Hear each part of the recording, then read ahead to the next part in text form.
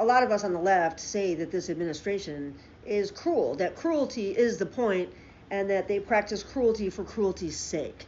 And this is proof right here. This is from the New Republic. This is reporting Hafiz Rashid.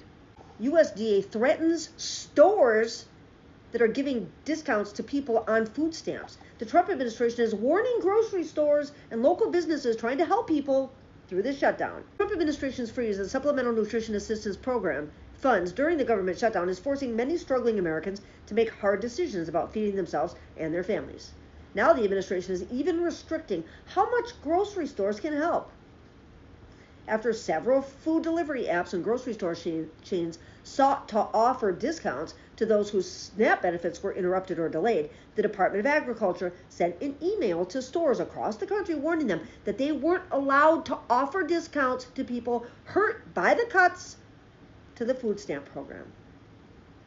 MSNBC anchor Catherine Rampell posted a screenshot of the email on X Sunday and reported that at least 2 stores withdrew their discounts after receiving this email. At issue is SNAP's equal treatment rule, which bars stores from either discriminating against people in the program or offering them favorable treatment. Either or. The USDA sent an email to grocery stores telling them they're prohibited from offering special discounts to customers affected by the SNAP funding lapse. I'm aware of at least 2 stores that had offered struggling customers a discount, then withdrew it after receiving this email. U.S. Department of Agriculture, retailer notice. Reminder, SNAP EBT authorized retailers must comply with the SNAP equal treatment rule. You must offer eligible foods at the same prices and on the same terms and conditions to SNAP EBT customers as other customers, except that the sales tax cannot be charged on SNAP purchases. You cannot treat SNAP EBT customers differently than any other customers. This rule was put about to protect SNAP users. That's why it was. Now they're flipping it on its head to say you can't give them any deals. This is cruelty, unnecessary cruelty. This is something that they were like, oh God, we're trying to really bring pain to the American people so we can get everything that we want politically. So if they get help, then they're not getting that pain, they're not feeling that pain enough to bring Democrats to the table. If you buy your insurance from the local market, you know that your premiums have probably doubled. That means crushing increases in health insurance for people who simply can't afford it. I mean, the prices were coming out in September.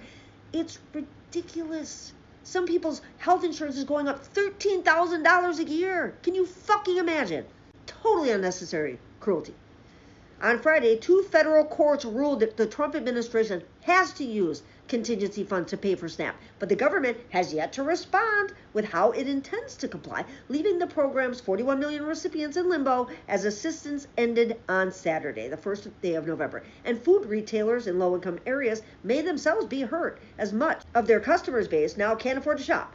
In the meantime, the government shutdown has lasted more than a month and is nearing the 35-day record set by the first Trump administration. What a coincidence. From December 2018 to January 2019. Not only are many federal workers furloughed or in danger of losing their jobs, but health care subsidies are also on the chopping block, which is our whole point.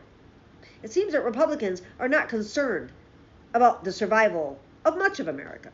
They're not. Stephen Miller wants to lower the population to 100 million. Isn't that like just about how many white people are in this country? That's what I thought. Go ahead, get rid of the filibuster, because that's what you did to pass the last 2 bills you pushed through, is that you eliminated the filibuster so you didn't need Democratic votes. So the Republicans control all branches of the government. So they could pass this funding bill, this CR, any fucking time they want. All they have to do is just get rid of the filibuster. That's all. It's not the Democrats' fault at all. And all we want are the ACA subsidies to be renewed. That's it. And, as this is all happening, Bernie Sanders has come out and said, caving to Trump would be a betrayal of the Constitution. He said this may be the most consequential moment in American history since the Civil War. As millions of Americans lose paychecks and SNAP benefits due to an ongoing government shutdown, Bernie Sanders has urged Democrats not to back down in an op-ed in The Guardian Saturday. Sanders positioned the shutdown as a standoff, not between Republicans and Democrats, but between a power-hungry president and the working families of America. He said, "We have a megalomaniacal president who, consumed by his quest for more and more power, is undermining our Constitution and the rule of law." He also clarified that, unlike what the Republicans say, this shutdown is not the Democrats' responsibility to end. In order to fund the government, he says, the Republican majority must negotiate with Democrats to move the budget forward. This is what has always happened until now. Republicans, for the first time, are simply refusing to come to the table and negotiate. I mean, that's obvious. The Democrats have been there in D.C. at work for the last month. The Republicans are not even in Washington, D.C. Mike Johnson won't let them come back. He said, go to your districts. They're doing some of their most valuable work of their careers right now in their districts. A lot of them aren't even in their districts because their constituents are trying to reach them. They're not there.